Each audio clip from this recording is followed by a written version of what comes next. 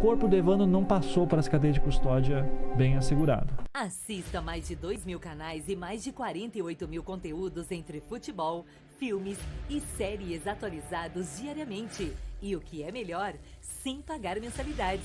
Com a Rednext TV, você terá acesso ilimitado a tudo isso e muito mais.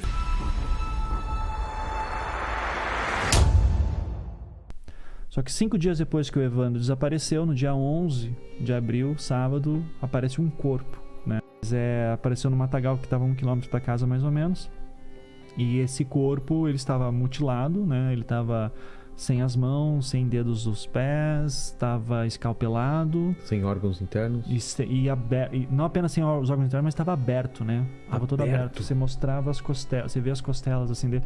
Essa é uma coisa, né? Que o pessoal sempre tem curiosidade. Quero ver as fotos. Eu digo, cara, não vou mostrar foto. Jamais de uma vítima dessa. Mas você viu?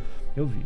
Não tem vídeo de necropsia do corpo, tá nos autos, é bem pesado. Mas estava assim. Enterrado ou estava jogado? Estava jogado no mato. Estava jogado no mato. E daí, assim, algumas coisas chamavam a atenção dos peritos, né? De tipo, não tem sangue no local, então esse corpo foi jogado aqui. Ele foi morto em algum local e jogado aqui. E daí tem um diretor do IML, né? Que o corpo vai ser periciado no IML de Curitiba, e ele já dá uma declaração que meio foi ignorada, e que eu acho que foi um problema ser ignorado isso, porque depois entrou-se na loucura que foi o caso. Mas que ele diz assim, isso aqui foi obra de um cara que queria desfigurar o corpo para ele não ser identificado. Porque se você tira as vísceras de um corpo, daí eu confirmei isso com peritos que me explicaram. Se você enterra uma pessoa, os órgãos eles incham e soltam gases, e isso demora todo o processo de putrefação. Agora, se você tira os órgãos internos e você tira as mãos, né, para não ter impressões digitais, você escalpela, assim, a ponto o rosto ficar sem identificação, você não tem fios de cabelo, não tem nada. Tira alguns dedos dos pés também. Como é que se identifica? Não é porque não tem DNA. E mais, se você enterra esse corpo nessa condição com ele aberto e sem os órgãos, ele vira esqueleto mais rápido. Então, pensa, 1992, não tem DNA. Depois vai ter, esse próprio caso vai ser um inovador nesse sentido do uso do DNA no Brasil. Mas se você encontra uma ossada de uma criança sem mãos, quem que é? Quem que é? Não dá pra saber. Pode ser essa, pode ser aquela. Se não tiver objetos... A identificação era feita assim, né? Com objetos pessoais e contatos próximos. Tinha próximo daí o calção... Então, vamos dizer, se ela virasse ossada, ele tá com o calção, ia estar com a chave, estava próxima também. Mas assim, ele estava jogado no mato, nessa coisa horrível. Nunca acharam o corpo do Evandro mesmo? Do Evandro acharam. Ah, é? Do Evandro acharam. Que não é esse... esse que estava mutilado? Esse que estava mutilado. Porque eu vi lá na série que ele era um pouco maior do que o Evandro. Tá, então vamos lá. Essa parte? Que tinha 1,19 m, né? Quando... esse caso é completo de problemas de que a gente chama de cadeia de custódia. Tem cadeia de custódia tem problema até de como que tem tortura nesse caso.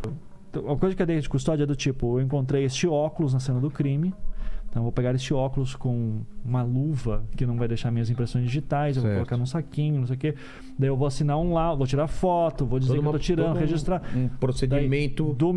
Daí, de perito criminal aqui no local, vai pra fulano de tal no laboratório, que vai pra não sei o quê, daí sai um laudo. Então, tipo, tá sendo respeitado, tá todo mundo respeitando. O corpo do Evandro não passou para essa cadeia de custódia bem assegurado. Tá? Isso é um primeiro ponto válido. Pega o corpo um sábado de manhã, ele é encontrado, daí lá de tarde ele vai pro IML de Paranaguá, que é uma cidade ali próxima, que foi a antiga capital do Paraná, inclusive. 40 minutos ali de Guaratuba, 40, 50 minutos de Guaratuba, e fica lá, e daí ele vai para Curitiba, para ser examinado no IML de Curitiba, que é 1 hora de distância. Então, assim, ele deveria chegar lá à noite, como de fato chegou. Só que no livro do IML de Curitiba consta que o corpo do Evandro só apareceu na manhã de domingo. Então fica essa história do tipo assim, então o corpo do Evandro, alguma coisa deve ter acontecido nesse trânsito que o corpo desapareceu. Ou foi trocado no caminho. Nossa, tem uma história de que tinha algodão na boca e depois não tinha, que o corpo não sei o quê. Tudo isso são conversas de pessoas que lembram de uma coisa ou outra. Então, assim, vai ter versões de que alguém viu o Diógenes jogando o corpo no mato. Tá? Vai ter versões de que era o corpo realmente maior. Que que ele tava de bermuda e era Ele um tava short. de bermuda, eram shorts. Só que daí assim, porque tem uma foto do Evandro usando o mesmo shorts. De que quando é aquela foto? Então eu não sei de que ano que é aquela foto, tá? Porque não tem laudo dizendo. Só aparece uma foto com o Evandro naquela foto. Mesmo assim, quando você vê a foto do corpo, você já deitou de bermuda? Você tá de bermuda e você deitou. Tipo, a tua bermuda fica exatamente no mesmo local que você fica. Não, ela sobe um pouco. Claro. Né?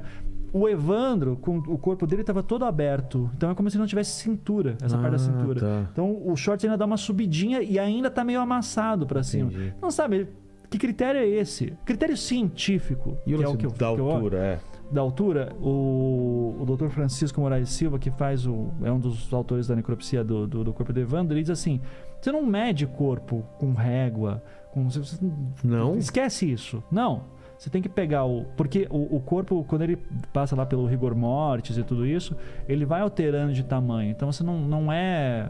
Provavelmente o corpo não é identificado, como era do caso do Evandro ainda. Sim. Tem essa questão da identificação já sendo feita muito rápido no próprio retirado do corpo, porque identificaram pelas roupas dele, né? Tá. Esse aí é o calção do Evandro, a chave do Evandro. Então, deve ser o Evandro. Da chave da casa? A chave da casa estava perto do corpo, né?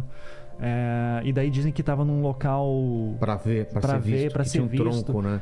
Daí tipo, tá, mas isso pode significar tudo e pode não significar nada. Exato, entende? né? Então, sabe? Parece que tudo tem uma narrativa e tudo vai batendo para aquela, mas se tiver outra também vai bater.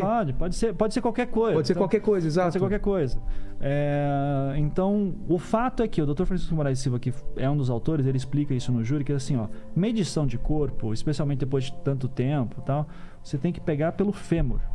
Pega o tamanho do fêmur, daí você tem uma escala, tem uma tabela lá que diz assim, o tamanho do fêmur é tal, você bota numa tabela, diz assim com exatidão de idade e qual estatura. Entendi. Então, o fêmur desse tamanho é um corpo dessa estatura aqui, que corresponde numa tabela antropométrica a tantos anos.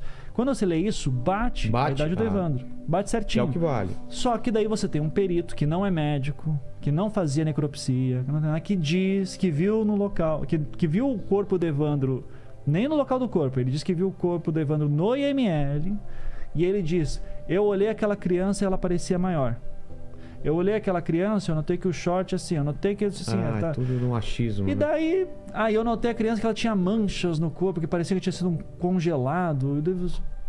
O que isso tem de científico? Não tem muita coisa. Agora, o corpo do Evandro, de fato, sabe, devia ter sido mais rigoroso, devia ter sido mais forte. Mas naquela época também, para ser bem sincero, eu estou agora fazendo o caso lá do norte do Pará, né, no norte do país, no Pará.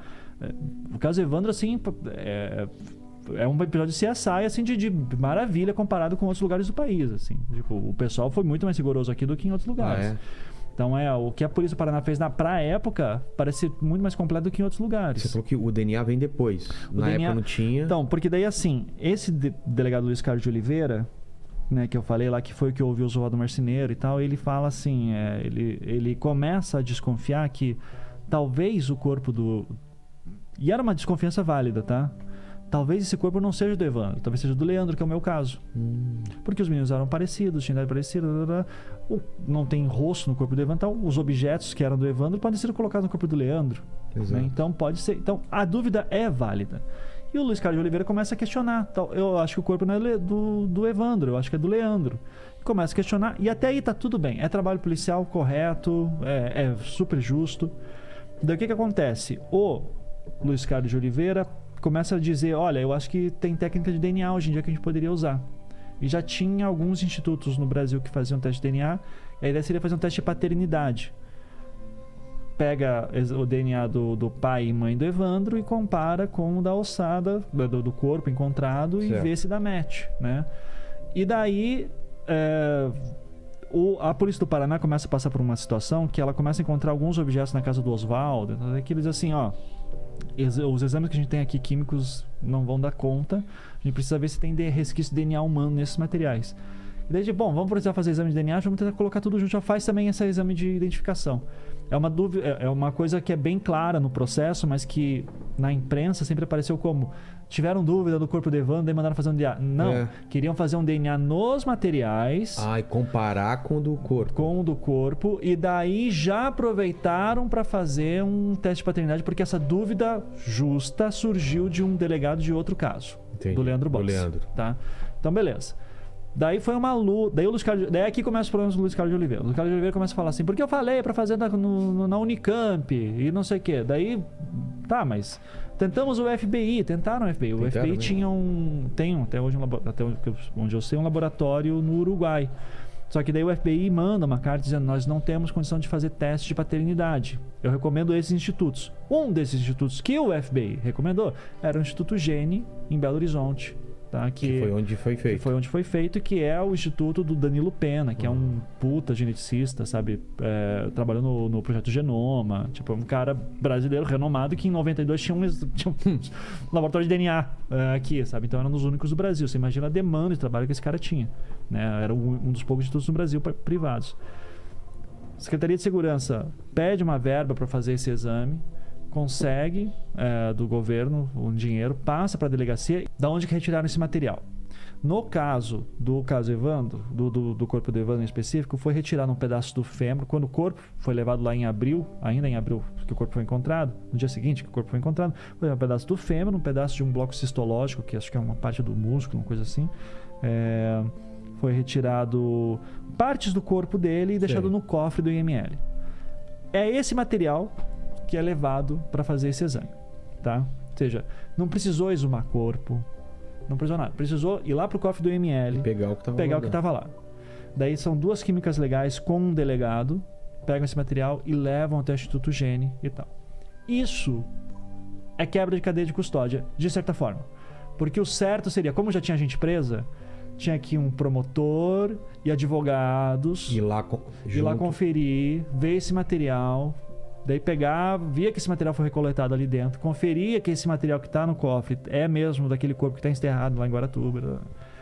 Como não foi feito isso, e foi policiais com químicas legais levados para lá, sai o primeiro laudo e diz assim: olha, a gente não conseguiu ainda chegar à conclusão que o corpo é do Evandro mesmo, tá? Porque o primeiro laudo, assim, nós fizemos alguns testes, então... Daí vem esse negócio que as pessoas não têm muito conhecimento. Eu tive que fazer 3 programas sobre DNA só para poder entender. Mas DNA não é uma molécula muito estável, tá? Desculpa se esse não é o termo certo quem dá, mas assim, ele é fácil de degradar com certa facilidade, ao mesmo tempo que ele é muito forte também em algumas condições. Tá. Do tipo assim, você consegue pegar DNA de dinossauro, né? Só que o DNA, se você quer pegar ele inteiro, ele é difícil. E para fazer match, você precisa pegar ele inteiro, precisa pegar um bom DNA. Então aquele negócio, desculpa. Ele persevera bem pelo tempo, só que se você quer ele inteiro, não consegue. Tanto que no Jurassic Park você vai lembrar que eles tinham que misturar o DNA com do sapo, né, tal. Então, sei lá, era sapo, né? Acho que era. Então, assim, só que você pega assim, ó. Só que a gente fala DNA, a gente pensa naquelas hélices. Tem que pensar que são pessoas num laboratório com uma aguinha num vidrinho, assim, sabe? Então, assim, nessa aguinha com vidrinho tem um pouco de DNA que o cara extraiu de do osso, de qualquer coisa assim. E ele tá num outro lá com a amostra do DNA dos pais e ele precisa que dê match. Ele vai fazer isso por alguma cor, alguma coisa assim que vai dizer assim, é o mesmo. O DNA tem aqui essa reação. Ele vai colocar numa tabelinha. Tantos por cento de chance. Só que daí para isso tem que estar uma boa amostra de DNA. E dos pais você sabe que tá boa porque eles estão vivos. Então você conseguiu tirar uma boa amostra. Agora, de um morto, o DNA tá se degradando já faz um tempo. Então... como é que você faz? Você pega essa amostra de DNA que você sabe que está degradado, que não deu match de primeira.